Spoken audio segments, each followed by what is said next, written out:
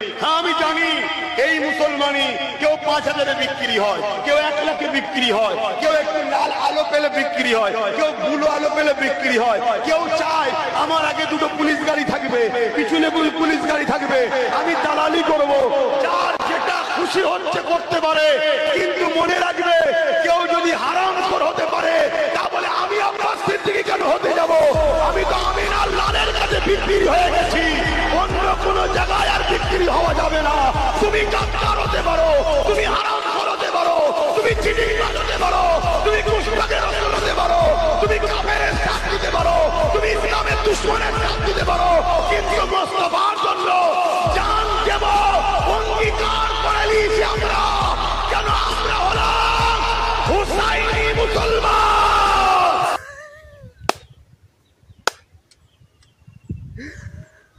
Sorry, এইভাবে তালি দেওয়াটা আমার ভুল হয়েছে, এইভাবে দিলে একটু ভালো হতো। তো যাই হোক, হুসাইনি মুসলমান আবার নাকি আমেনার লালের কাছে বিক্রি হয়ে গেছে।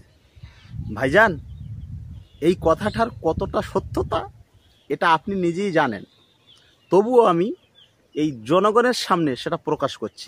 আমাদের এই পশ্চিম বাংলায় জাস্ট 1 বছরের জন্য মদ, গাঁজা আর চুল্লু এই 3টে জিনিস বন্ধ করে দিলে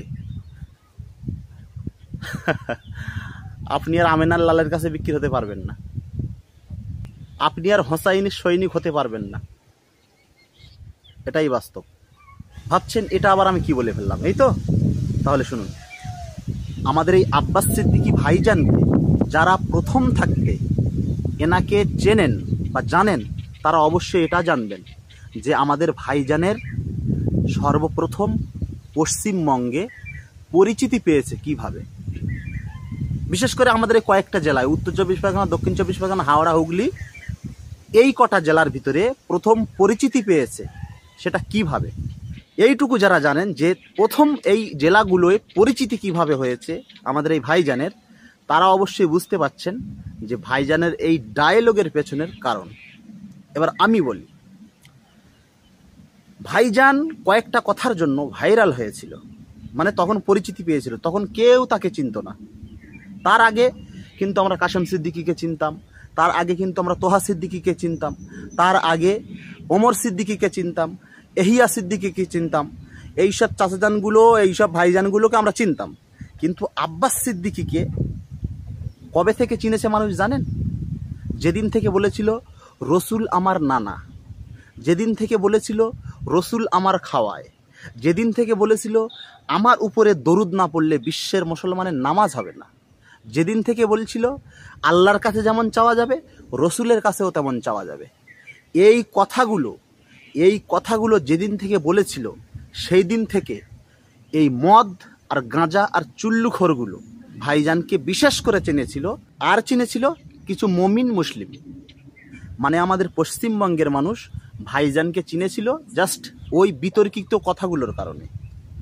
আজকে ভাইজান এত বড় বড় কথা বলছে, মাইক ফাটিয়ে ফেলছে জাস্ট ওই পেছনের ওই কারণগুলোর। এবার আসুন যুক্তিতে। আজকে কাশেম সিদ্দিকী, মমতা তার একটা পদ দিয়েছে, তার একটা আশ্রয় দিয়েছে বলে ভাইজানের বুক ফেটে যাচ্ছে। কিন্তু কিছুদিন আগে যখন ভাইজান 50,000, 30,000, 40,000 টাকা করে নিত আর কিছু মানুষ বিরোধিতা করত, তাদেরকে ভাইজান কি বলছে? দানিরা দান করছে আর বখিলের বুক ফাটছে, আমার হচ্ছে আর ওইসব পীরজাদাগুলোর, ওইসব মানুষগুলোর বুক ফাটছে, বিরোধী ছেলেগুলোর, বিরোধী পীরজাদাগুলোর বলতো। আজকে কাশেম সিদ্দিকীর দিদি একটা পদ দিয়েছে বলে আপনার কেন বুক ফাটছে ভাইজান? এটা কিন্তু আপনার কাছে আশা করিনি। এই যে আপনি যে স্টেজে মাইক ফাটিয়ে ফেলছেন, এটাকে নিয়ে মানুষ ভাবছে ও ভাইজান একদম পুরোপুরি ফুরফুরা শরীফের দাদা হুজুর পীর কেবলার পরের পীরজাদা।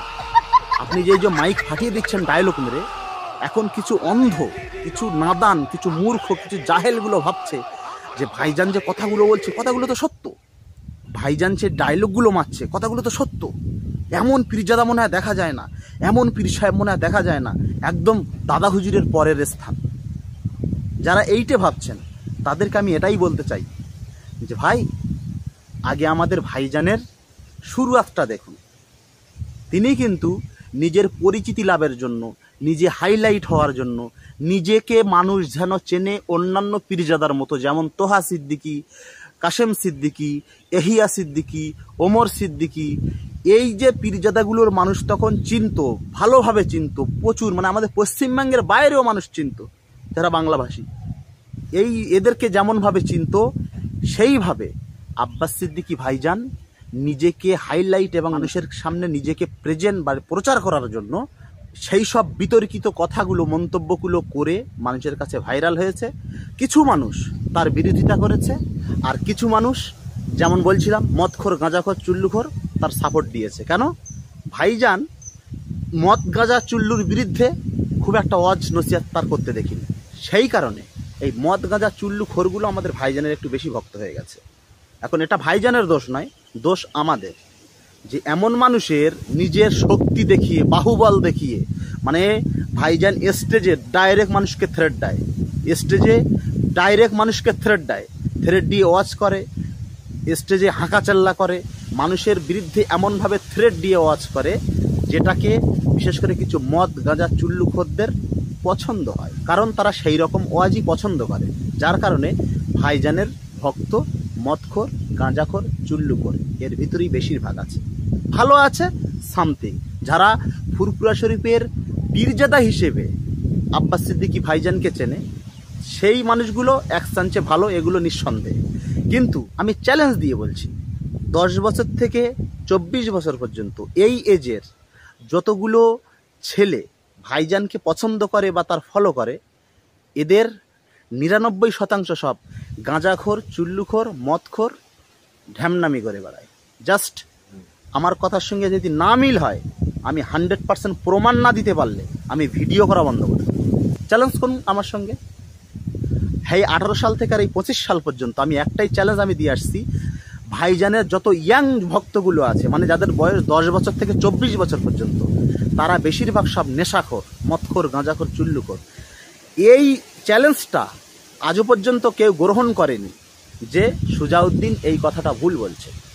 আর সেই মদখোর, গাঁজাখোর, চুল্লুখোর কোনো ভাবছে যে আমাদের এই ভাইজানের এই যে ডায়লগবাজিটা, এ মনে হয় ডাইরেক্ট দাদা হুজুর দিচ্ছে। ওরে ভাই, ভাইজানকে যারা প্রথম থাকতে চেনে, তারা কোনোদিন ভাইজানের এই ডায়লগবাজিগুলো নিয়ে তারা অন্তত খুশি হতে পারবে না।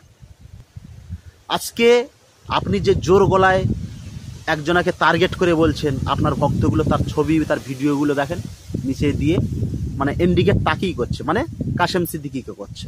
আপনি ডায়লগ দিচ্ছেন, আপনার ডায়লগের নিচের ভিডিওগুলো আপনার ভক্তগুলো কাশেম সিদ্দিকীকে ইন্ডিকেট করছে।